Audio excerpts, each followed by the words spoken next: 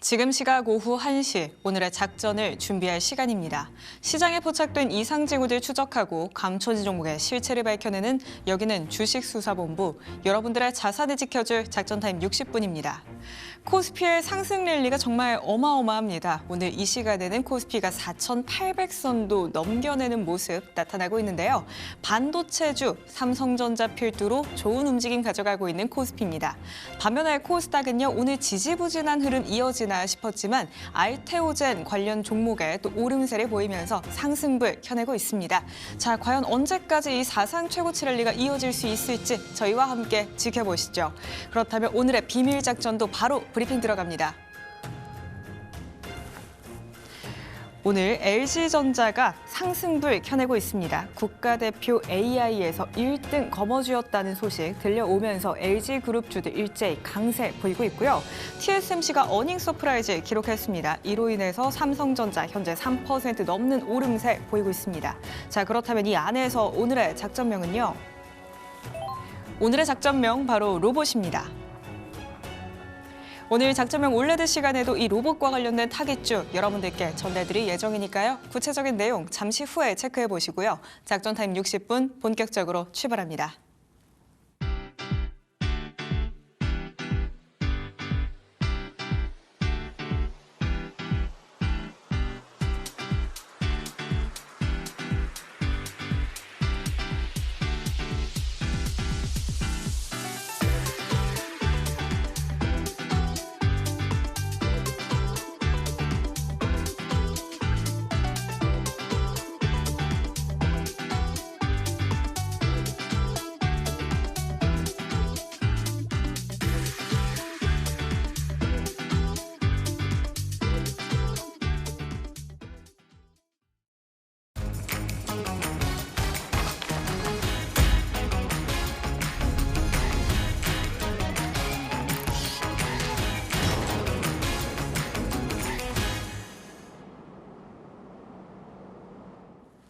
여러분들의 포트를 빨갛게 물들여줄 작전명 올레드 순서입니다. 지금 이 시각 시장에서 의심스러운 움직임 보이고 있는 용의주, 우리에게 수익을 안겨줄 타깃주까지 만나보시죠. 오늘도 역시나 현장에서 함께해주고 계시는 우리의 반장님 바로 모셔보겠습니다. 올레드 반장님 잘 들리십니까? 네, 안녕하세요. 네, 반장님 코스피의 기세가 정말 어마어마합니다. 오늘 시장 상황도 점검해 주시죠. 네, 금일 코스피가 4,850선을 돌파하면서 5,000포인트를 목전에 두고 있습니다. 간밤 반도체를 중심으로 이제 미증시 반등에 힘입어서 삼성전자 역시 신고가를 경신하면서 15만 원 선 돌파를 코앞에 두고 있고요. SK하이닉스 역시 다시금 신고가를 향해 달려가고 있습니다. 여전히 수급은 반도체를 중심으로 한 매수세가 유입 중이기에 하락하는 종목 수가 더 많은 상황 속 수급 쏠림이 언제까지 이어질지 체크가 필요하겠습니다. 코스닥은 상승 하락을 반복하며 강보합권에서 변동성을 키워갑니다. 코스피 수급 쏠림 속 외인 기관의 수급 부재가 겹치다 보니까요. 전체적으로 수급이 붙기보다는 로봇을 비롯한 특정 종목군들에만 움직임이 나아지고 있습니다. 다만 이제 최근 오후장에 반등하는 모습을 자주 보여줬던 만큼요. 장 후반 강세를 이어가줄지 확인이 필요하겠습니다. 밤사이 뉴욕 증시는 3대 지수 모두 상승으로 마감을 했습니다. 대만 TSMC가 역대 최고 실적을 경신하면서 반도체 업종의 전반에 열기가 전달이 됐는데, 다만 이제 오후 들어서 이제 지수 상승폭을 어느 정도 반납하면서 마감된 만큼요. 최근에 이제 상승에 따른 피로감이 여전히 좀 살아있고, 트럼프 리스크가 아직까지 해결되지 않은 만큼 이제 중동이나 관세 등 이제 이슈들이 잠잠해지는지도 체크가 필요할 것 같습니다. 국내 증시 사실 겉으로는요, 코스피가 2,000선에 근접하면서 강세를 좀 보여주고 있지만요, 속을 들여다보면 특정 종목군들만 움직이는 장세입니다.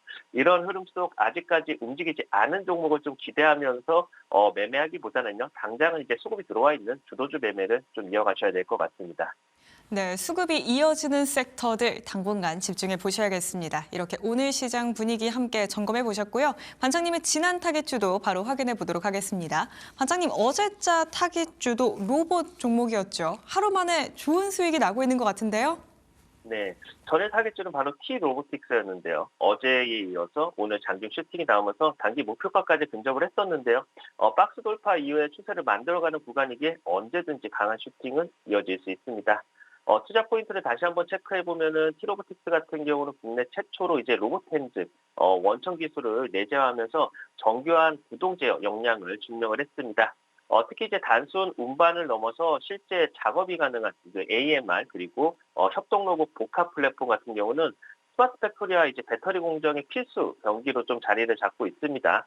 올해 이제 3월에 공개 예정인 휴머노이드 시제품도 동사의 이제 AMR 그 인간형 로봇으로 이제 확정되는 결정적 변곡점이 될 거고요. 이는 단순 테마를 넘어서 실효 중심의 로봇 플랫폼 기업으로 도약하는 계기가 될 전망입니다. 그리고 이제 OLED 공정에서 검증된 최고 수준의 진공 로봇 정밀도와 이제 내구성을 바탕으로 반도체 웨이퍼 이송 라인까지 사업 영역을 본격적으로 확대를 진행 중인데, 특히 이제 중국의 아이복과 이제 전략적 협력을 통해서 중국 내 이제 10여 개 웨이퍼 공장 공급을 가시하고 있고요. 이는 이제 단순 기술 검증을 넘어서 글로벌 실질 고객사 확보라는 측면에서 강력한 매출 성장을 예고하고 있습니다. 극한 환경에서도 흔들림 없는 이제 이송 기술 같은 경우는 고가 장비가 밀집된 반도체 공정에서 독보적인 또 진입 장벽이기도 합니다. 그리고 이제 누적 600대 이상의 AMR 그 공급과 그리고 이제 700억 규모의 실적 같은 경우는 사실 이제 T로보틱스가 이미 상용화 단계를 넘어서 시장에 선점을 하고 있다라는 걸 볼 수 있는데요. 미국 전기차 배터리 공장이나 글로벌 자동차 브랜드의 텍사스 공장, 그리고 국내 공급 물류 자동화 등 국내 대형 레퍼런스를 고루 확보를 했습니다. 특히 이제 최대 3톤까지 적재 가능한 이제 중대형 AMR 기술과 그리고 고압중 환경에서도 충격 최소화 설계와 그리고 항만과 대형 제조 라인에서 필수적인 요소로서 쓰이다 보니까 글로벌 로봇 자동화 정책 강화에 따른 수혜도 우리가 기대를 해볼 수 있을 것 같습니다. 차트를 보시면은 주가는 단기적으로 이제 우상향 추세를 이어가는 과정 속에서요. 단기 박스를 좀 강하게 돌파하면서 추세를 다시금 만들고 있습니다. 오늘 장 초반에 강한 슈팅이 있었지만요. 정고점 매물이 어느 정도 쌓여있는 상태이기 때문에 정고 매물을 얼마나 강하게 돌파해줄지, 정고점 25,600원대를 강하게 돌파하면서 로봇 테마 강세가 좀 이어지는지도 체크가 좀 필요하겠습니다. 추가적인 AS는 저희 작전본부에서 진행될 예정입니다. 아래 QR코드에 접속하셔서 저희 작전본부에 들어오시면요. T로보틱스 추가 대응과 그리고 이제 오늘의 타겟주까지 모두 공개드릴 예정인 만큼 지금 바로 입장하시기 바랍니다. 하루 만에 강한 반응이 나오면서 단기적으로 목표가에 도달할 뻔한 어제자 타겟주 T로보틱스 되겠습니다. 이 종목 다시금 움직일 가능성이 굉장히 높으니까요. 전략은 작전본부 통해서 꼭 챙겨가시죠. 이렇게 지난 타겟주 확인해봤습니다. 그렇다면 오늘의 용의주도 하나씩 검거해 보도록 할 텐데요. 오늘 첫 번째 용의주로서는 두산 에너빌리티 제시해 주셨네요. 원전 관련주들 요즘 분위기가 심상치가 않습니다. 오늘도 두산 에너빌리티 강세를 나타내죠. 네. 시장은 늘 조용히 좀 움직일 때가 가장 무서운데, 뚜렷한 뉴스 없이도 수급이 붙어주고 그리고 기술주처럼 막 튀지도 않는데 꾸준히 올라가는 종목들. 사실 두산 에너빌리티가 딱 그런 흐름입니다. 원전 테마의 단발성 급등이 아니라요. 기존 사업의 안정성, 그리고 미래 에너지, 해상 풍력의 SMR 성장성, 거기다가 글로벌 유지보수 매출 구조가 사실 서서히 겹치면서 시장의 평가 방식이 좀 바뀌고 있는 시점입니다. 우선 두산 에너빌리티의 이제 최근에 이제 미국 빅테크 대상의 가스터빈 공급 같은 경우는 사실 단순히 기계 납품 계약이 아니라 향후 이제 10년에서 15년 유지보수 매출까지 확장되는 구조라는 점이 사실 핵심이긴 합니다. 가스터빈 같은 경우는 발전소의 심장에 해당하는 설비라서 초기 설치보다 운영 기간 동안에 발생하는 이제 소모품 교체라든가 고온 부품 리뉴얼이나 성능 보증이 훨씬 큰 매출로 만드는데, 두산 에너빌리티가 보유한 이제 380메가와트급 대형 가스터빈 기술과 그리고 이제 미국 법인 DTS의 이제 현지 정비 역량이 결합되면서 기존에 이제 지멘스가 장악했던 시장의 변수가 좀 생기기 시작을 했습니다. 발전사의 이제 단일 벤더 리스크를 줄이려는 글로벌 흐름과도 좀 맞물리면서 두산 에너빌리티의 경쟁력이 좀 부각이 되고 있습니다. 실제로 이제 남부발전 안동복합 2호기 건에서도 단순 부품 납품이 아니라 보험 부품이나 정비나 성능 보충 그리고 예비 부품 패키지 등 이제 전 주기 서비스 계약을 한 번에 확보했기 때문에 시장은 이를 향후 미국에서도 복제 가능한 모델로 평가를 하고요. 미국 빅테크들이 자체 데이터 센터 전력 안정성을 중요하게 보면서 고효율 가스터빈 투자가 늘고 있고, 두산 에너빌리티 같은 경우는 초기 설치 이후에 10년 현금 흐름이 사실상 이제 고정되는 구조를 만드는 데 좀 성공을 해놨습니다.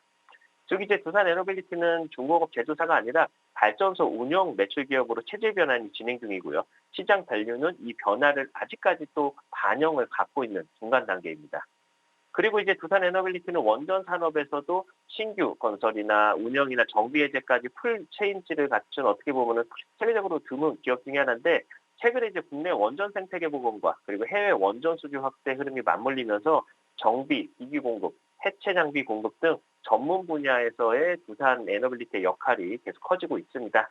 특히 이제 해체 분야 같은 경우는 글로벌적으로도 아직 기술 기반이 확립되지 않은 초기 시장이기 때문에 경험을 보유한 업체의 장기 프로젝트가 몰리는 특성이 있고요.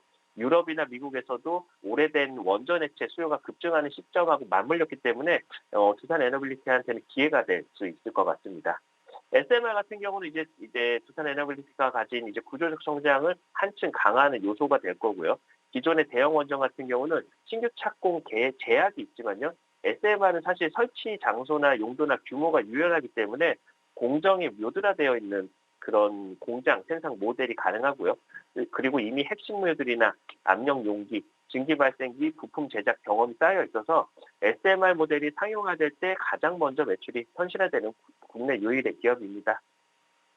그리고 이제 두산 에너빌리티 같은 경우는 기존의 EPC나 중공업 이미지에 머무르지 않고요. 친환경 발전 포트폴리오를 대폭 확장 중에 있는데요. 특히 이제 10메가와트급 해상풍력 발전기의 이제 국제 인증을 이번에 획득한 거는 사실 기술적 완성도가 아니라 사업화 단계에 좀 진입을 했다라고 우리가 해석을 할 수 있을 것 같습니다. 해상풍력 같은 경우는 국가 단위 프로젝트가 주도하는 산업이기 때문에 인허가, 그리고 시공, 운영, 유지 관리까지 한 번 열리면은 5년에서 10년 단위 수주가 연속적으로 좀 이어지는 특징이 있습니다. 그래서 즉 기술 확보만으로도 향후에 이제 단연 계약의 가시성이 높아진 셈이고 수소 터빈 역시도 가스 터빈 기술력과 구조적으로 좀 연결이 되어 있다 보니까 기존 설비의 효율 개선이라던가 개조 시장에서도 이제 기술력이 활용이 될 겁니다. 그래서 ESG나 친환경 규제 강화에 따라서 기존 발전소 설비를 친환경화하는 수요가 증가하는 상황에서 두산 에너빌리티는 기존 EPC나 정비 노후화 그리고 신기술을 결합해서 수익성을 꾸준히 개선할 수 있는 위치에 서 있다라고 좀 볼 수가 있을 것 같습니다. 차트를 보시면은 최근 주가는 외인 기관의 이제 강력한 매수세 속에서 우상향 추세를 이어가고 있습니다. 단기적으로 이제 정고점 돌파를 코앞에 두고 있는 상황인데요. 사실 소리소문 없이 올라가고 있고요. 뉴스가 나올 때는 이런 강한 급등 흐름들을 좀 자주 보여주고 있는데 실적 시즌이 다가올수록 더더욱 움직임이 더 붙어질 수 있고요. 그리고 미국발 빅사이클 수혜와 그리고 전력 수혜 기대감이 커진 상황 속에서 매물 소화는 어느 정도 마무리 단계에 들어갔으니까요. 정고점 돌파 이후에 10만 원 안착 시에 가격 변화에 따른 매물 소화구를 얼마나 빠르게 지나갈 수 있을지 체크가 필요할 것 같습니다. 정리해보면 두산 에너빌리티는 SMR, 해상풍력, 가스터빈이라는 구조적 성장 축이 명확하고요. 중동이나 폴란드, 체코로 이어지는 글로벌 장기 수주 흐름도 살아있고요. 거기다가 현금 흐름이 턴어라운드로 전환되는 시점이 겹치고 있습니다. 즉 우연이 아니라 근거 있는 회복이 이어지고 있는 상황이고 그래서 이제 조정이 와도 흐름이 꺾이지 않는 체력이 있는 종목이다라는 점이 핵심일 것 같습니다. 오늘의 용의주 두산 에너빌리티였습니다. 체질을 바꿔나가고 있는 두산 에너빌리티입니다. 실적 시즌이 다가오면 조금 더 강한 움직임 연출될 수도 있겠다라고 전망까지 주셨으니까요. 우선은 10만 원 선 어떻게 넘겨내는지부터 체크하시죠. 이렇게 첫 번째 용의주 두산 에너빌리티였고요. 두 번째 용의주로서는 LG 디스플레이를 제시해 주셨습니다. 요즘 시장 보다 보니까요, 반장님, 뭔가 그룹주들이 움직이기 시작하면 동반으로 우르르 다 같이 강세를 또 나타내더라고요. 네, 요즘은 뭐 사실 쏠림 현상이 지속되고 있다 보니까 조금만 좋은 이슈가 부각이 되면은 그렇게 이제 다 같이 움직이는 모습들이 좀 많이 나오고 있는 것 같습니다. 우선 이제 마치 오래된 나무가 불필요한 가지를 잘라낼 때 이제 굵은 줄기가 성장하듯이 사실 LG 디스플레이도요, 사실 지난 2년간은 혹독한 가지치기를 해왔었습니다. 중국 패널 공세로 흔들렸던 LCD 사업은 과감하게 정리해내고 OLED 중심의 고부가 가치 체제로 방향을 완전히 틀어난 시기였는데 그 과정에서 이제 적자 비용 부담이 드러났지만 사실 이는 불필요한 무게를 덜어낸 진통 시기였고요. 이제 LG 디스플레이 같은 경우는 가벼워진 몸, 그리고 구조적 성장이라는 새로운 체질로 돌아서는 구간에 진입을 했습니다. 우선 LG 디스플레이 같은 경우는 2022년에서 2023년 동안 LCD 이제 사업 부진으로 이제 대규모 적자가 있었습니다. 이는 단순한 위기가 아니라 구조 전환의 전초전이었는데요. LCD 같은 경우는 중국의 이제 BOE라든가 CSOT라든가 이런 회사들이 저가 공세로 PRQ 경쟁에서 모두 밀릴 수밖에 없었고요. 팔수록 손해가 누적되는 구조가 고착화됐었습니다. 그래서 이제 회사가 시장에 반신반의하던 시기에 광저우 LCD를 자산을 이제 매각을 하면서 가장 큰 추별 요소로 제거를 해놓은 상태고요. 그 결정 이후에 수익성은 빠르게 안정되기 시작을 했고 오히려 이제 OLED 비중 같은 경우는 46%에서 60%까지 올리면서 체질 자체가 부가가치 이제 중심으로 좀 이동을 했습니다. 또 OLED 비중은요 65% 정도까지 올라갈 것으로 이제 확대가 전망이 되는데 이는 패널 업체 중에서 가장 높은 수준이고요. 글로벌 OLED 시장에서도 삼성에 이어서 어떻게 보면 실질적인 듀얼 플레이어로 자리 잡았다라고 우리가 볼 수 있을 것 같습니다. 특히 이제 중요한 점은요, 카펙스를 무리하게 늘리지 않고도 수익 개선과 공정 최적화만으로도 영업이익이 회복될 수 있다는 점, 이게 가장 좀 중요하지 않을까라고 좀 보고 있습니다. 그리고 이제 LG 디스플레이의 실적 개선의 중심은요, 단연 모바일 OLED입니다. 특히 이제 애플향 OLED 공급 같은 경우는 출하량 변동이 크지 않고요. 계약 구조가 안정적이기 때문에 분기 실적이 안정적으로 반영되는 좀 특징이 있는데요. 작년 이제 애플향 출하량은 약 7만 5천 대, 7,500만 대 수준으로 추정이 되고요. 전년 대비 이제 10에서 한 12% 정도 성장한 수치인데 이 부분이 좀 중요한 이유는 이제 모바일 OLED는 수율이 일정 수준 이상 올라가면은 단위당 마진이 좀 급격히 좋아지는 레버리지 구조를 갖고 있기 때문에 즉 출하량이 1에서 2%만 증가해도 영업이익은 10% 이상 개선되는 효과가 나타납니다. 그래서 여기에 이제 올해부터 이제 본격화되는 IT OLED 수요 또한 다른 성장축으로 볼 수 있고요. 삼성이나 LG나 레노버 등 주요 브랜드가 이제 OLED 노트북 라인업을 확대하고 있어서 애플도 이제 아이패드나 맥북 OLED 전환이 예정되어 있는 상황이기 때문에 중장기 출하량 증가가 어떻게 보면 확정이 돼 있다라고 볼 수가 있겠습니다. 거기다 이제 차량용 OLED 역시도요. 단가가 높고 자동차 업체들은 한번 채택하면 이제 5년에서 7년 단위로 동일 공급망을 유지하기 때문에 장기 성장성이 매우 뛰어나고요. LG 디스플레이는 신규 공장 증설을 부담으로 늘리기보다는 기존 라인의 수율 극대화 전략을 집중하면서 적정 비용으로 최대 이익을 만들어내는 구조로 진화 중입니다.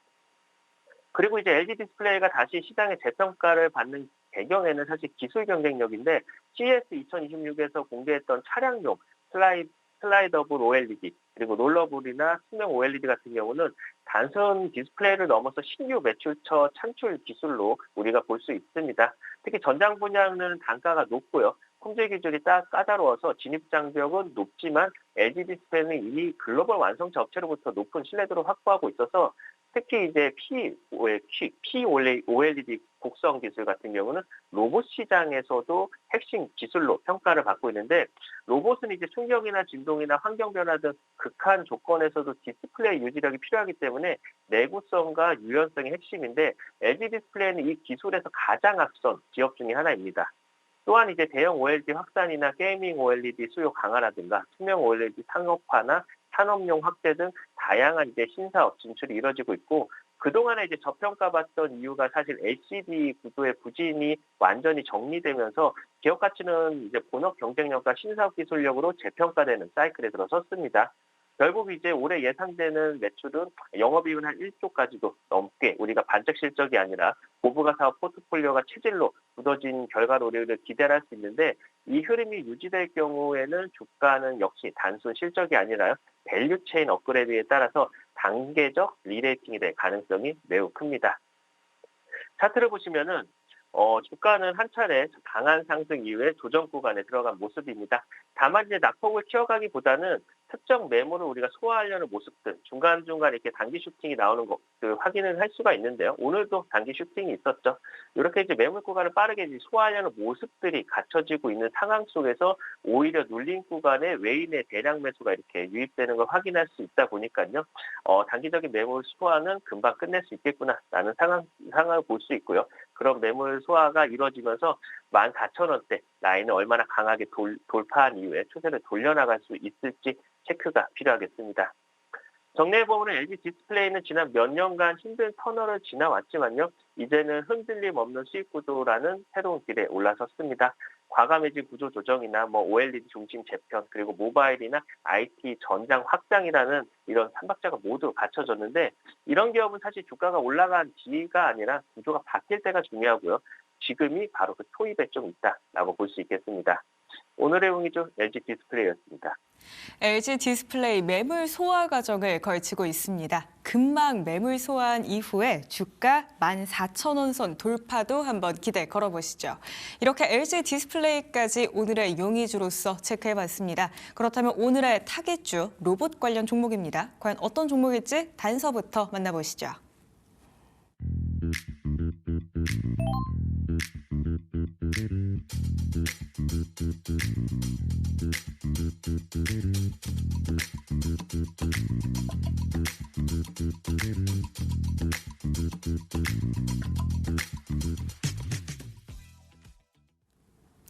오늘의 타겟주는 로봇주 안에서도 의료용 로봇일까요, 반장님? 네, 일단 오늘 갖고 온 타겟주는요. 본업은 당연히 이제 물류 제조 쪽인데요. 이제 의료 쪽도 같이 펼쳐나가고 있는 핵심 중 하나입니다. 시장은 이제 사실 때때로 박스권이라는 언덕에서 오랜 시간을 보내는데, 어느 순간 이제 조용히 숨을 고르고 있던 기업이 날개를 달고서 이제 언덕을 박차고 올라가는 순간이 있죠. 사실 타겟주가 지금 정확히 딱 그런 흐름입니다. 기존의 이제 로봇 자동화 기업에서 끝나는 것이 아니라 요번에 이제 암조기 진단이라는 새로운 숲으로 좀 뛰어들면서 판을 자체를 확장을 하고 있습니다. 로봇 팔만 움직이던 회사가 이제는 이제 인간의 생명을 구하는 데 기여하는 기술 기업이 된 거죠. 이런 변화는 단순 이벤트가 아니라요. 성장 방향성 자체가 좀 바뀌는 순간입니다. 우선 타겟주는 원래 지능형 로봇 자동화와 센싱 기술을 기반으로 이제 물류 제조 인스펙션 솔루션이 주력 사업이었습니다. 쿠팡이나 CJ 제한통운이나 현대, 기아차 등 대형 고객군이 확보되어 있는 상태고요. 기존 매출 기반 자체가 매우 안정적이다라는 강점도 있습니다. 거기다가 이 기반 위에 새롭게 올라탄 게 바로 이제 AI 로봇 기반의 암 조기 진단 자동화 플랫폼인데, 단순 이제 확장 수준이 아니라 전 주기를 로봇이 자동화하면서 기존의 의료 장비 대비도 정밀도도 높고 비용 효율이라든가 반복 검사의 이제 품질을 모두 동시에 끌어올리는 구조입니다. 그래서 기술 응용 영역이 이제 의료로 넘어가는 순간에 타겟주의 기술력은 새로운 시장에서 재평가를 받을 수가 있고요. 특히 이제 의료 진단 분야는 한번 레퍼런스가 잡히면은 확장 속도가 매우 빠르기 때문에 단순히 이제 신사업이 아니라 이제 시장 구조 자체를 바꿀 수 있는 확장이라는 점이 좀 핵심 포인트일 것 같습니다. 그리고 이제 그 배경에는 시선바이오 머티리얼즈 그리고 레보스케치와 이제 제3자 MOU가 있는데, 시선바이오 같은 경우는 DNA 메틸레이션 기반의 초기암 바이오마커 발굴의 강점을 갖고 있고요. 레보스케치 같은 경우는 디지털 PCR 기반의 초고감도 이제 분자 진단 장비 기술을 보유하고 있습니다. 여기에다가 타겟주의 이제 AI라든가 로봇이나 센싱 기술이 결합이 되면은 정확도나 속도, 자동화 이 세 가지를 동시에 잡는 플랫폼을 만들 수 있게 될 거고요. 이 플랫폼은 단순 검사 기기가 아니라 대량 분석이나 반복 실험, 그리고 자동화 표준화를 모두 구현하는 바이오 파운더리형의 시스템으로 좀 진화가 가능할 것 같습니다. 실제로 이제 기존의 의료진이 수행하던 수작업 프로세스의 오류를 낮추고요. 검사 처리 속도를 획기적으로 끌어올릴 수 있는데, 3사의 핵심 기술이 각각 필요한 퍼즐 조각처럼 정교하게 맞아떨어지는 구조여서 시장에서 중장기 성장 모멘텀으로 해석하는 분위기입니다. 이 협업 자체가 타겟주의 기술 범위를 완전히 새로운 차원으로 확장시키는 신호탄이고요. 그리고 사실 기존의 이제 타겟주는 강점은 아까 말씀드렸다시피 기존 사업의 탄탄함인데, 물류 자동화에서는 쿠팡이나 CJ 대한통운, 그리고 제조 자동화에서는 현대차나 기아차나 만도 등 누구나 다 아는 대기업들이 고객입니다. 그래서 즉 기존 로봇 자동화 사업에만으로도 안정적인 매출 흐름을 유지하고 있는 기업이고요. 그런데 여기에 의료 진단이라는 고부가 가치 시장이 추가가 되면은 전체 매출 구조가 확장되고 단가 자체가 상승할 가능성이 매우 높은데, 특히 이제 해외 진출을 고려하면은 미국이나 유럽의 정밀 진단 수요가 높기 때문에 글로벌 레퍼런스 확보 시에 밸류레이션 재평가가 본격화될 수 있고요. 현재는 이제 상승의 초입일 가능성이 크고 기술 상용화 시에는 또 한 번의 구조적 성장 국면이 열릴 수 있는 기업입니다. 즉 이제 안정성과 성장성을 동시에 보유한 구조로 변화하고 있다는 점이 투자 포인트일 것 같습니다. 차트를 보시면요. 추세는 이제 우상향인 가운데 단기 박스를 돌파를 시도하고 있습니다. 거래량은 증가 중에 있고요. 특히 이제 매물 소화 구간에서 급등을 동반하는 모습들을 자주 보여주고 있어서 추세 전환의 신호로 좀 보고 있고요. 박스권 상단을 완벽하게 돌파하면요, 중기 상승 추세로 이어질 수 있는 가능성이 큰 만큼 선침해가 꼭 필요할 것 같습니다. 정리해보면 타겟주는 기술로 사람의 생명을 살릴 수 있는 의료 혁신을 뛰어넘어서 기존의 안정적 매출 기반 위에 새로운 성장 날개를 단 기업입니다. 이런 변화는 차트보다 숫자보다 더 중요한 것은 방향성의 변화고요. 사업 모델이 바뀌는 순간 기업 가치는 재평가될 겁니다. 지금 타겟주의 흐름이 궁금하시다면요. 그리고 이제 앞으로의 어떤 시나리오로 움직일지 더 깊이 알고 싶으신 분들은 아래 QR코드에 접속하셔서 작전본부에 들어오시면요. T-로보틱스 신화 같이 오늘의 타겟주는 이겁니다. 타겟주의 매매 전략은 이렇게 됩니다 등 전부 공개드릴 예정인 만큼 지금 바로 입장하시기 바랍니다. 앞서 어제자 타깃주 T-로보틱스 보셨다시피 요즘 반장님의 종목이 정말 잘 가고 있습니다. 오늘의 타깃주도 마찬가지로 로봇 관련 종목 되겠는데요. 이 종목의 정체와 전략 궁금하신 분들 지금 바로 작전본부 합류 부탁드립니다. 이번 주에도 현장에서 함께해 주신 반장님과는 여기에서 인사드리겠습니다. 반장님 고맙습니다. 고맙습니다.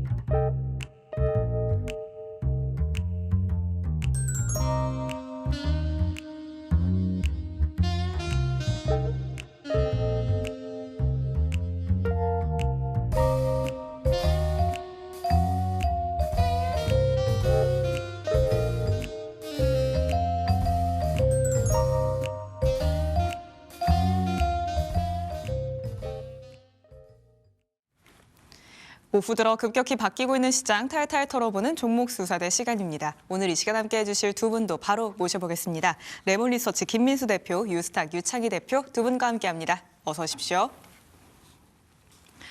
먼저 두 분의 지난 종목 수익 검거율부터 확인해 보겠습니다. 김민수 대표님 종목들부터 쭉 봐보면요. SK하이닉스와 한국PIM 주셨고요. SK하이닉스는 51%의 수익, 그리고 한국PIM은 무려 98%의 수익이 나면서 목표가에 시원하게 도달했습니다.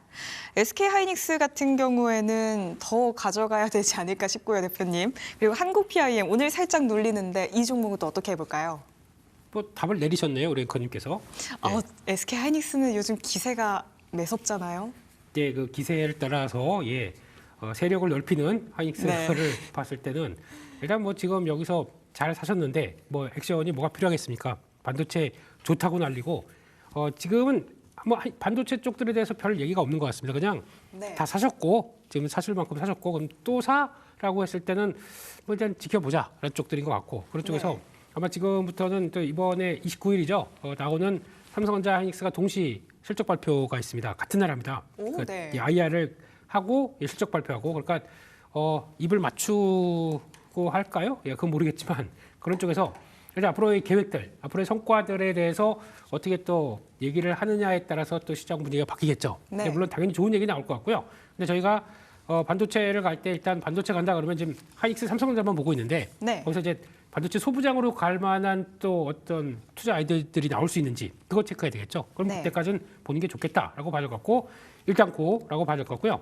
한국 PIM은 말씀드리면서 이 보스턴 다이내믹스 쪽의 밸류체인의 업체인데 시장이 너무 못 알아준다. 이럴 때는 그냥 싸게 들어왔을 때 갖고 기다리게 되면 수익이 괜찮을 거다라고 하는데 잘 나왔네요. 근데 중요한 거는 지금 들어가는 감속기나 브라켓 쪽에서 이제 보스턴 다이내믹스 쪽에 이제 들어갈 걸로 보여지고 있고 거기다가 현대차 1차 협력사라고 하게 되면 당연히 해주겠죠. 네. 예, 팔이 안으로 굽는데 그렇습니다. 굽은 사람을 당연히 챙겨줘야겠죠. 예, 그런 쪽에서 변화가 나오게 되면 아마 지금 시총이 올라서 5천억 대입니다. 그러면 요즘에 밸류체인 안에 들어가서 웬만한 로봇 회사들 같은 경우는 다 조단위 시총인데 네. 아직 끝나지 않았다고 생각이 들어요. 그래서 약간 조금만 더 눌림목 들어온다. 그러면 또 한번 매매가 들어가도 되지 않을까라는 쪽에서 일단 흔들리면 좀 일단 뭐 챙길 거 챙기고 또 흔들리면 좀 더 사보자. 그렇게 말씀드리겠습니다. 네, SK하이닉스는 더 홀딩해 보시면 좋을 것 같고요. 한국 PIM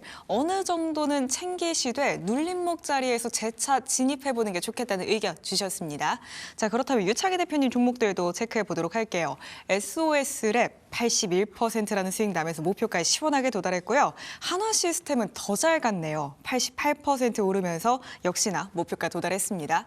두 종목 다 오늘은 가파르게 올랐기 때문에 약간 쉬어가는 분위기긴 한데요. 네. 앞으로 어떻게 해볼까요? 뭐 제가 봤을 때는 더 갈 것 같아요. 네. 어쨌든 지금 뭐 자율주행 그리고 우주 방산 뭐 이런 부분들에 대한 관심은 계속 높아질 수 있는 구간이 아닐까 판단하고 있고 SOS랩은 이제 한번 급등하고 나서 한 2주 쉬었어요. 2주 네. 쉬고 이제 올라오는 거니까 충분히 물량 소화를 하고 가는 거라고 보고 있습니다. 그래서 충분히 더 갈 수 있다라고 보는 게 맞지 않을까 판단을 좀 하고 있고요. 그다음에 이제 하나 시스템은 사실은 우주 방산 조선 뭐 다 엮을 수 있는 유일한 회사죠. 거기다가 하나 그룹이 이제 개편을 하면 충분히 저는 하나 시스템이 더 주목받을 수 있다. 오죽하면 김승희 회장께서 첫 계열사 방문을 하나 시스템으로 갔잖아요. 맞습니다. 네, 그래서 그런 것들 감안하면 저는 더 갈 수 있는 논문이 있다. 그래서 단기 급등했다는 약간 피로감이 있을 뿐이지 주가는 이제 시작이 아닐까 판단하고 있습니다. 네, SOS랩도 하나 시스템도 더 갈 수 있겠다라고 말씀 주신 만큼 과연 주가가 어디까지 갈 수 있을지 조금 더 끌어보셔도 좋을 것 같습니다. 두 분의 지난 종목들 쭉 살펴봤고요. 그렇다면 오늘도 세 가지 구역 둘러보시죠. 저희가 가장 먼저 둘러볼 구역은요. 반도체입니다. 아무래도 반도체 좋기 때문에 또 한번 봐봐야 되지 않을까 싶은데요. 두 분께서는 어떤 종목 골라주셨는지도 확인해 보겠습니다. 두 분의 선택은요. CMTX 그리고 원익 IPS 주셨습니다. 김민수 대표님 앞서 SK하이닉스 리뷰도 해주셨잖아요. 네. 대형주 단에서는 SK하이닉스고 중소형주, 이제 소부장으로 오면 CMTX 보시는 거죠? 네, 말씀은 하이닉스 드리고 삼성전자 향이네요. 그러게요. 예. 다 채워보자라는 의견이신 거죠? 양쪽으로. 네, 감사합니다. 그렇게 보강시켜 주시면 너무 감사합니다. 네. 네. 그쪽에서 CMTX는 상장한 지는 얼마 안 됐습니다. 그럼에도 불구하고 이번에 아침에는 좀 올랐었어요. 근데 이게 TSMC의 전방 흐름들을 보면서 또 기대감이 높다가 일단 주가가 바로 밀리는 거는 이제 지금 시장 분위기가 또 맞다고 봐야겠죠. 지금 오늘은 바이오 아니에요? 바이오? 바이오 너무 좋기는 한데 우선 네. 반도체부터 좀 봐볼까요? 예. 그래서 그러니까 결국은 바이오로 수급이 뺏기다 보니까 이런 것들이 지금 가다가 이제 밀리는 이런 과정들이 나온다고 봐야 될 것 같고요. 일단 CMTX의 흐름을 보게 되면 반도체 식각 공정 쪽에 들어가는 파츠, 실리콘 파츠죠. 이쪽에 주력을 하는 회사입니다. 그런 쪽에서 삼성전자 1차 협력사로 들어가고 있고 게다가 거의 매출 비중의 80%가 삼성전자다. 그러면 삼성이 잘하면 삼성이 늘어나면 그러니까 캐파가 늘어나게 되면 당연히 우리는 실적 좋아진다라고밖에 볼 수 없는 그런 쪽이죠. 근데 실리콘 파츠면 일단 원자재 가격들이 막 뛰기 시작한다 그러면 약간 부담을 느낄 수가 있는데 그렇게 큰 걱정이 없는 게 저 회사가 셀릭이라는 회사가 있습니다. 이 회사를 통해서 원자재를 내재화를 했기 때문에 단가 충분히 맞춰갈 수 있겠다라고 봐야 될 것 같고요. 특히 이쪽에서 조금 강점이 있는 쪽은 낸드 쪽입니다. 왜냐하면 낸드 쪽이 오히려 낸드가 앞으로 호조가 지금 디램 쪽 말고 낸드 쪽도 지금 뭐 거의 없어서 네. 못 구하는 쪽으로 가기 시작하는 그런 모습들이기 때문에 이쪽의 가동률이 늘어난다라고 하게 되면 이 회사의 가장 큰 수혜입니다. 왜냐하면 뭐 낸드 쪽이 더 식각 공정들이 더 많아요. 게다가 네. 다음은 HBM만 있는 게 아니라 HBF가 이제 낸드도 쌓습니다. HBM하고 비슷하게 네. HBM이란 과자가 있더라고요. 칩. 요즘 팔더라고요. 예. 먹어보고 싶은데 이제 앞으로는 HBF칩까지 나오겠네요. 네, 그런 쪽에서 나오게 되면 아마 기대감이 더 높다라는 쪽으로 바라보는 게 맞을 것 같고요. 게다가 일단 지금 마이크론 테크놀로지와 TSMC 쪽에서 매출 계속 늘어나는 모습들 쪽에서 지금 한국에 유일하게 TSMC의 1차 협력사입니다. 그렇기 때문에 애프터마켓 쪽에서 들어가는 변화까지 같이 해준다라고 하게 되면 TSMC 할 일이 많을수록이라도 실적 괜찮다라는 쪽으로 봐야 될 것 같고요. 그런 쪽에서 아마 지금 부분으로 보게 되면 올해 말 되게 되면 180억 정도 상장에서 나왔던 차익 가지고 투자를 해서 주주들의 손을 벌리지 않고 어떤 신규 공장을 증축을 한다라고 하게 되면 그만큼 자신이 있으니까 증축하겠죠. 그럼 캐파 증설하고 거기 나오는 실적 아마 내년까지 생각을 한다 그러면 당연히 캐파가 더 늘어날 수 있다라는 쪽인데 중요한 거는 오늘 주가가 안 가요. 재미가 없습니다. 예, 게다가 최근에 또 상장하고 나서 보게 되면 3개월 정도 되면 또 보유예수 물량이 나오죠. 12월 20일 때부터 나오기 시작했습니다. 그래서 그거 이렇게 소화하느라고 지금 쭉 올라오다가 멈칫하는 모습들이죠. 그리고 네. 소화되기 시작하게 되면 아마 한다고 해서 한 10만 원대 전후에서 소화가 될 가능성이 높을 것 같고요. 그 정도 소화되게 되면 다음으로는 다시 한번 턴할 가능성이 높다. 아래쪽에서 이렇게 되기 시작하면 지난번에 나왔던 갭이 하나가 있습니다. 그 정도 부분까지는 한번 들어간다라고 하게 되면 그 정도 라인 13만 원대 그리고 한 14만 원대까지는 열어놓을 수 있다라고 봐야 될 것 같고요. 그런 것점에서 손절가는 박스권 하단부가 이탈되는 9만 원대 손절가로 말씀드리도록 하겠습니다. 네, CMTX 손절가는 9만 원 그리고 목표가는 14만 원 설정드리도록 하겠습니다. 유창희 대표님께서는 원익 IPS 주셨네요. 원익 IPS 8만 원 선도 주가가 한번 넘겼었는데 그 이후로는 약간 네. 눌려 있어요.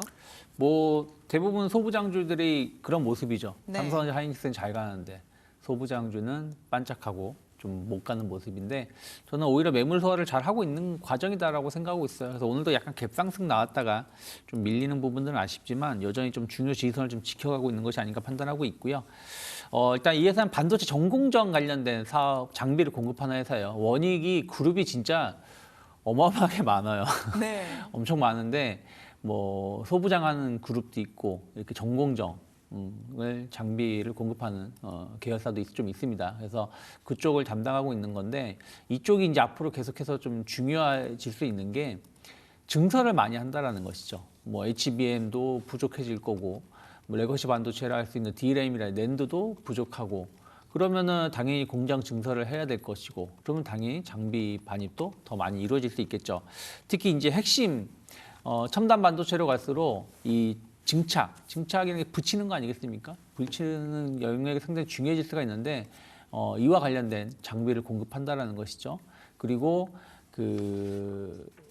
시가, 그러니까 얼마나 반도체 웨이퍼를 잘 깎고 미세하게 잘 만들 수 있느냐는 건데 여기에도 필요한 핵심 장비를 공급을 한다고 보시면 될 것 같아요. 그래서 뭐 장비 이름은 뭐 CVD라든지 ALD 뭐 이런 장비 이름이 있는데 뭐 그 이름보다도 어떤 거에 사용되는 장비다라고 알고 계시면 좋을 것 같고요.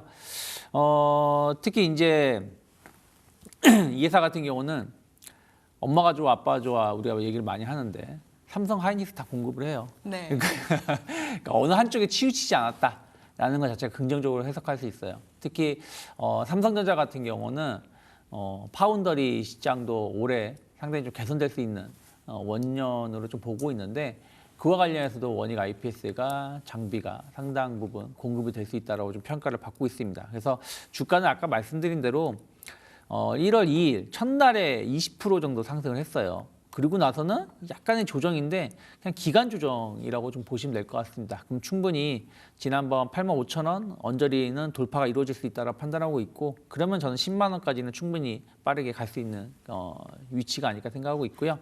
7만 원만 크게 이탈하지 않는다면 이제 21선이 좀 올라오고 있거든요. 그래서 7만 원을 좀 지지선으로 놓고 좀 조정이 나온다고 해도 분할 매수해보면 좋지 않을까 판단하고 있습니다. 삼성전자와 SK하이닉스 양 날개를 달고 있는 원익 IPS입니다. 목표가는 10만 원 그리고 손절가는 7만 원 설정드릴게요. 자, 그렇다면 두 번째 구역으로 바로 이어가겠습니다. 저희가 둘러볼 다음 구역은 3차 상법 개정 수혜주입니다. 그 안에서 두 분의 선택도 열어보면요. 두 분께서는 각각 SK 그리고 미래에셋증권 택해 주셨네요. 대표 종목들이라고 볼 수 있을 것 같아요. 지주와 증권, 그중에서 지주 택해 주셨네요. 네, 지주사도 일단 3차 상법 개정이 이번 다음 주 발인가요? 네. 우선 빠르면 그렇다고 하죠. 예, 들어가고 또 빠르면 2월 달 중으로 이제 본회의 들어가서 이제 결정이 되게 되면 이제 아마 3월달 주총할 때 저희가 또 기업들이 반영하기 시작하는 모습들이 나오겠죠. 그러면은 그 관련된 생각보다 빠르게 진행되는 것 같습니다. 그랬을 때 나올 수 있는 기대 변화 상당히 높다는 쪽으로 바라보고 있는데 그렇게 됐을 때 지난번 이제 상법 개정과 관련된 쪽에 이슈만 나온다 그러면 항상 움직이는 게 금융 지주 이런 쪽이었죠. 그래서 아마 지주 쪽에서 한 종목도 좀 어느 정도 넉넉하게 지분 갖고 자사주 지분 갖고 있는데 거기다가 추가적으로 사업 영역도 괜찮다라고 하게 되면 그게 아마 중요한 변화가 되지 않을까 생각하고 있는데 그중에 SK를 바라보는 이유는 오늘 신고가가 나긴 했어도 살짝 눌리게 된다 그러면 괜찮다고 볼 수 있는데요. 이 회사에 들어가 있는 기본 회사 중에 하나가 그러니까 예전엔 SK CNC라고 따로 상장이 돼 있었는데 이걸 흡수합병했습니다. 그러다 보니까 그냥 SK퉁 하나로 들어와 있는 상황들이고요. 그런 쪽에서 그러면 SI라고 하는 시스템 통합과 관련된 IT 쪽의 업무들을 다 한다라고 하는데 IT 쪽과 뭔가 맞아가기 시작한다라고 하게 되면 저희가 봤던 아까 대표님 얘기하셨던 한화 시스템, 현대오토에버 약간 그런 느낌이 나죠. 그렇게 이건 무슨 표정인가요? 예. 주가가 상당히 잘 갔었잖아요, 두 종목이. 예. 그럴 수 있는 저력이 있다라고 하는데 앞에 뭐 LG 붙으면 잘 안 가고 SK 붙으면 좀 잘 안 가요. 그래서 걱정은 됩니다만 그래도 또 나중에 시장에서 알려지기 시작하게 되면 움직임 나오겠죠. 게다가 또 SK 하이닉스가 투자 열심히 한다고 하는데 거기서 나와서 이제 백업을 해준다라고 하는 CNC에 또 영향을 본다고 하게 되면 앞으로 또 기대감이 높다라고 봐줄 것 같고 자사주가 한 24.8% 갖고 있습니다. 이걸 가지고 어느 정도 또 상법 개정에 또 영향을 끼칠 수가 있기 때문에 근데 먼저 회사는 앞으로 2027년까지도 ROE 한 10% 달성을 하고 거기다가 PBR 한 배를 지향하겠다라고 야심찬 계획을 보여주는데 지금 현재 PBR이 0.8배입니다. 그러면은 한 30%는 더 올라가야겠죠. 그러면 곱하기 30%면 한 40만 원대는 들어가야 된다는 목표가 돼야 될 걸로 보여지고 있는데 게다가 최소 배당 5천 원대, 주주환원 자사주 매입하고 소각 계속 이끌어내겠다라고 하다 보니까 이런 게 조금 더 맞아지기 시작하게 되면 주가도 탄력을 받을 수가 있겠죠. 그래서 아마 시총의 1, 2% 수준까지 공격적으로 자사주 매입 소각하겠다 안쪽으로 나가는데 그거는 이제 세부 계획들을 좀 봐야겠죠. 그거 나오기 시작하게 되면 그때부터는 좀 괜찮지 않을까 이쪽에서 일단 지금 주가는 단기적으로는 약간 좀 고점이 나왔다고 하더라도 좀 긴 시각으로 보게 되면 이제 레벨업을 하나씩 시켜가는 모습들이기 때문에 그냥 좀 긴 시각 보고 갖고 계시면은 최종 한 40만 원 그리고 그 전에 한 36만 원 정도까지는 갈 수 있지 않을까 생각하고 있고요. 손절가는 24만 원으로 말씀드리겠습니다. 네, SK 같은 경우에는 길게 한번 봐보시면 좋을 것 같습니다. 1차 목표가는 36만 원 잡아드리지만요. 최종적으로는 40만 원까지도 열어둬 보시면 좋을 것 같고요. 손절가는 24만 원 설정드리겠습니다. 자, 그렇다면 유창희 대표님 종목 확인해 보겠습니다. 미래에셋증권. 사실 증권주로서도 움직임을 보이지만 스페이스X 이야기 빼놓을 수 없을 것 같거든요. 네. 미래에셋증권을 우리가 본다라면 일단 증시가 오늘도 4,821포인트 이런 속도면 지금 그러니까 어쨌든 코스피 기준입니다. 1월 2일부터 지금까지 단 하루도 마감 가격 기준으로 빠진 적이 없어요. 11거래일 연속 오르고 있죠. 11거래일 연속 역대 최장 기간 상승으로 알고 있는데 이러면 일주일 뒤에 5,000포인트 가겠는데요. 갔으면 좋겠어요. 그러니까요. 그러니까 하고 싶은 얘기는 뭐냐면 5,000포인트가 끝이 아니다. 증시는 더 갈 수 있다라고 보면 좋을 것 같아요. 그럼 당연히 증권주, 금융주들 봐야 되는데 최근에 보면은 예탁금이 90조를 돌파했다. 좀 있으면 100조도 돌파할 것 같아요. 증시로 엄청난 자금이 들어오고 있고 거래량이 엄청나게 늘어나고 있다는 걸 감안한다라면 증권사의 수수료도 상당히 좋아질 수 있는 부분들이 좀 있고 이거는 당연히 이제 첫 번째 증권주를 좋게 보는 이유 중에 하나고요. 또 하나는 이제 미래에셋증권이 주주 환원율을 상당히 공격적으로 확대를 했습니다. 이 얘기가 왜 중요하냐면은 아니 회사가 돈을 벌면 가만히 창고에 넣어놓은 회사들이 많아요. 그러니까 유보율이 어떤 회사는 몇만 프로가 되는 회사도 있고 우리가 그 주요 대기업 현대, 삼성, LG, SK 이 회사들의 유보금을 합치면 몇백 조라고 하잖아요. 그러면 그 얘기 무슨 얘기냐면 그게 쌓아놓기만 하니까 회사는 돈을 벌고 흑자 났다고 하는데 주가는 안 오르는 이런 기현상이 발생했죠. 근데 이제는 미래에셋증권 같은 경우는 주주 환원율을 엄청 높이겠다고 발표를 했다라는 거죠. 35%로 제가 알고 있는데 그럼 이게 어떤 효과가 있냐면 우리가 스페이스X 하면서 미래에셋증권 이야기를 하는데 뭐 조 단위의 영업 그 투자 수익이 나올 수 있다 얘기를 하고 있잖아요. 네. 뭐 3조 내 뭐 2조 내 얘기가 나오는데 1조만 영업 그 투자 수익이 나왔다고 치죠. 그럼 최소한 3천억 이상은 자사주 매각이라든지 매입을 해서 소각을 한다든가 아니면 배당을 할 수 있다는 거 아니겠습니까? 그럼 주주한테도 주가에도 좋을 수밖에 없는 것이죠. 그래서 그런 것들 감안하면 충분히 그런 것들은 다른 증권사, 금융사 대비해서 미래에셋증권이 더 긍정적이다. 그러니까 돈을 잘 버는데 이거를 주주한테 베푼다라는 거, 의무적으로 베풀겠다고 얘기했다라는 걸 감안하면 상법 개정이 통과가 되면 더 주목받을 수 있지 않을까 생각을 좀 하고 있습니다. 그래서 오늘은 약간 이제 윗꼬리가 나오고 있어요. 조금 아쉽죠. 거의 한 6% 정도 올라왔다가 좀 내려오는 건데 이럴 때 전 사야 된다고 생각하고 있어요. 그래서 26,000원이 이탈하지 않는다라면 조정을 받더라도 좀 분할 매수로 접근해 볼 수 있다 판단하고 있고 일단 단기 목표가는 4만 원까지는 충분히 빠르게 오를 수 있지 않을까 판단하고 있습니다. 네, 미래에셋증권 오늘처럼 조정이 나올 때가 오히려 진입의 기회가 될 수 있겠습니다. 목표가 4만 원 설정드리도록 할게요. 자, 이렇게 두 번째 구역까지 확인해 보셨고요. 마지막 구역으로 이어가시죠. 세 번째 구역은 바로 로봇 AI입니다. 그중에 두 분의 선택 바로 공개해 보면요. 두 분께선 LG전자 그리고 하이젠 R&M 택해 주셨습니다. LG전자 요즘에 제 알고리즘에 정말 많이 떠요. 가정용 로봇 클로이 빨래 개는 모습이요. 네, 로봇 쪽들 다 돌았는데 네. 우리 사랑해요 LG는 왜 이 모양일까 싶게 되면 사랑하시나요, LG를? 노코멘트 하겠습니다. 네. 알겠습니다. 아까는 SK 얘기하고 지금 또 네. LG를 그렇게 얘기를 해야 그러니까 좀 주주 가치에 대해서 많이 인색한 회사들이다 보니까 좀 잘 해주셨으면 좋겠다는 생각이 들고 있고요. 근데 이 회사는 이제 4분기 실적이 이제 부진하게 나왔고 네. 그게 어차피 상고 하주 실적입니다. 그러면은 1월 달 그러니까 1분기는 실적 좋겠지라고 하게 되면 거기에 반영이 되는 관점이라고 하게 되면 실적에 대한 기대감은 높은데 이 회사도 어떻게 보면은 나도 액추에이터 만들고 나도 로봇 관련해서 휴머노이드 진입하겠다라고 얘기를 해줬는데 시장에서 잘 안 봐요. 잘 안 네. 믿어줍니다. 그냥 너 LG 아냐? 이런 식으로. 예, 그래서 아마 이번에 CS 2016에서 현대차가 뭐 이렇게 짠 하고 데뷔했던 것처럼 여기서도 로봇 액추에이터라고 하는 쪽들 그리고 또 그룹 차원으로 보게 되면 배터리 있죠. 또 네. 센서라고 하는 LG 노텍 있죠. 네. 그러다 보니까 딱 통합시켜가지고 로봇 밸류체인으로 딱 들어가기 참 좋은 회사인데 좋은데 말을 못하고 있고 주가만 보게 되면 답답하고 있고 그렇기 때문에 그게 이제 서서히 반영되는 과정들이 나오지 않을까라는 쪽에서 만약에 LG전자까지 움직인다 그러면 로봇 관련된 쪽에서 이제 다 돌았다라고 생각을 하고 있습니다. 그렇기 때문에 네. 예, LG까지도 보시는 게 좋겠다고 봐야 될 것 같고요. 그래서 원래는 집사 로봇이라고 하는 쪽을 뒤에 바퀴 달리고 했던 것들을 내놓으려고 하다가 출시를 보류했습니다. 안 되겠다. 그냥 휴머노이드 로봇이 대세기 때문에 이쪽을 가겠다라는 쪽에서 뭐 AI 워커라고 해서 공개를 하고 이거를 좀 가려고 하는데 또 중요한 거는 현대차가 이제 움직였을 때 보게 되면 PBR 0.6배, 0.7배 뭐 이런 식으로 가고 거기다가 또 배당도 꽤 되고 이런 쪽에서 움직였으면 아마 LG전자도 지금 PBR이 0.8배입니다. 싸죠 아직. 그렇기 네. 때문에 로봇 밸류반 조금 가셔야 되는 거 나오고 현대차처럼 해외 쪽에서 빅테크 기업 쪽에 뭐 공급한다든가 이런 쪽으로 나오기 시작하게 되면 그때부터는 좀 더 넉넉하게 바뀌지 않을까 그런 쪽에서 변화가 나올 수가 있기 때문에 그 점을 생각한다라고 하게 되면 일단 그래도 미워도 다시 한번 기회는 한번 보자라는 쪽으로 말씀드려야 될 것 같고요. 그러다 보니까 지금 최근 들어서는 실적 발표 때 한번 약간 눌림목 맞고 주가가 탄력을 받기 시작하면서 변화가 들어온다.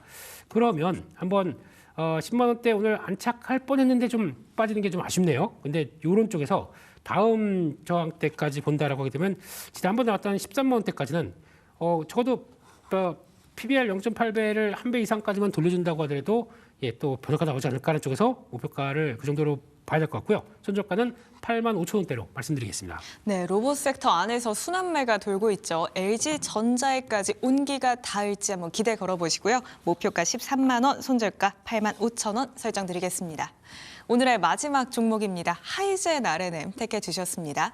하이젠 R&M이라고 한다면 그래도 LG전자와 비교해 본다면 시장 안에서 꽤나 부각을 받았던 것 같아요, 대표님. 그렇죠. 부각 받았는데 최근에 로봇주 중에서 유일하게 못 가고 있지 않나 판단을 좀 하고 있어요. 네. 그래서 가지고 와봤어요. 그러니까 로봇주가 정말 기술력이 있고 실력이 있는 기업이라면 시장에서는 충분히 재평가 받을 수 있다라고 판단을 좀 하고 있습니다. 충분히 하이젠 R&M도 그런 위치에 있다라고 판단을 하고 있고, 이 회사 같은 경우는 모터 관련해서 거의 거의 국내 최고의 기업이라고 볼 수 있겠죠. 상당히 점유율도 높고 주요 매출처가 확보가 되어 있다는 부분들은 확실한 회사다라고 생각하고 있고, 최근에 내압 방폭형 서브모터 관련돼서 한 75kW급의 모터를 인증을 좀 받았다고 합니다. 이게 이제 발전이라든지 플랜트 좀 위험할 때, 그러니까 폭발 위험이 좀 있는 쪽에 핵심적으로 사용되는 부품이라고 생각하시면 될 것 같아요. 그래서 우리나라가 이제 이 회사가 이제 서브 모터를 대량으로 생산할 수 있는 전 세계에서 몇 안 되는 기업이기 때문에 발전 시장 계속 커질 수밖에 없는 거고, 또 반도체라든지 이런 부분 투자가 확대가 될 때 충분히 수혜를 입을 수 있지 않을까 판단을 좀 하고 있습니다. 특히 액추에이터 시장은 더 중요한 역할을 해주기 때문에 주가는 지금 위치가 전 나쁘지 않다 판단을 좀 하고 있어요. 그래서 일단은 한 4개월 가까이 박스권의 흐름의 상단을 만약에 돌파를 한다 그러면 저는 최소한 8만 원까지는 빠르게 올라갈 수 있다 생각하고 있고, 5만 원만 크게 이탈하지 않는다면 박스가 하단에서의 어떤 분할 매수는 충분히 가져갈 수 있는 기업이 아닐까 판단하고 있습니다. 네, 요즘 좀 쉬어갔기 때문에 다시금 움직임을 노려볼 수 있는 하이젠 R&M 되겠습니다. 목표가는 8만 원, 손절가는 5만 원 잡아드리겠습니다. 이렇게 세 가지 구역 둘러봤고요. 함께 해주신 두 분과는 여기에서 인사드리겠습니다. 두 분 고맙습니다.